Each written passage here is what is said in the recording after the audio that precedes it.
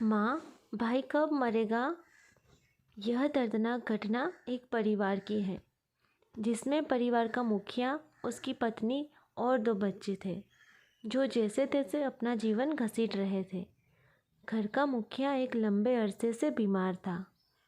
जो जमा पूंजी थी वह डॉक्टर की फीस और दवाखानों पर लग चुकी थी, लेकिन वह अभी भी 4 पैसे लगा हुआ था और एक दिन इसी हालात में अपने बच्चों को अनाथ कर वह इस दुनिया से चला गया। रिवाज के अनुसार 3 दिन तक पड़ोस से खाना आता रहा, पर चौथे दिन भी वह मुसीबत का मारा परिवार खाने के इंतज़ार में रहा। मगर लोग अपने काम धंधे में लग चुके थे। किसी ने भी इस घर की ओर ध्यान नहीं दिया। बच्चे अक्सर बाहर निकलकर सामने वाले सफ़ेद मकान की चिमनी से निकलने वाले धुएं को आस लगाए हुए देखते रहते। नादान बच्चे समझ रहे थे कि उनके लिए खाना तैयार हो रहा है। जब भी कुछ कदमों की आहट होती तो उन्हें लगता कोई खाने की थाली लेकर आया है, मगर कभी भी उनके दरवाजे पर दस्तक न हुई। माँ तो माँ होती है। उसने घर से रोटी के कुछ सूखे टुकड़े ढूंढकर निकाले। इन टुकड़ों से बच्चों को जैसे तैसे बहला फुसलाकर सुला दिया।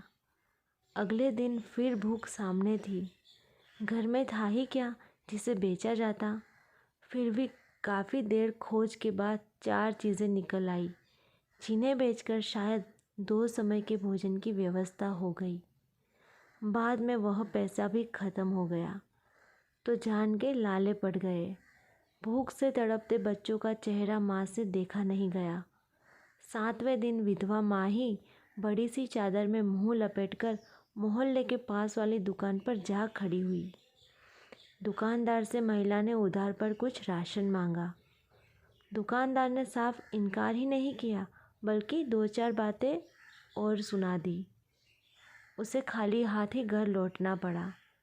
एक तो बाप के मरने से अनाथ होने का दुख और ऊपर से लगातार भूख से तड़पने के कारण उसके 7 साल के बेटे की हिम्मत जवाब दे गई और वह बुखार से पीड़ित होकर चारपाई पर लेट गया। बेटे के लिए दवा कहाँ से लाती? खाने तक का तो ठिकाना था नहीं। तीनों घर के एक कोने में सिमटे पड़े थे।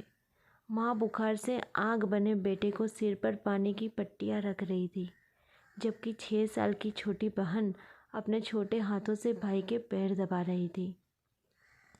अचानक वह उठी, माँ के कान से मुंह लगाकर बोली, माँ, भाई कब मरेगा?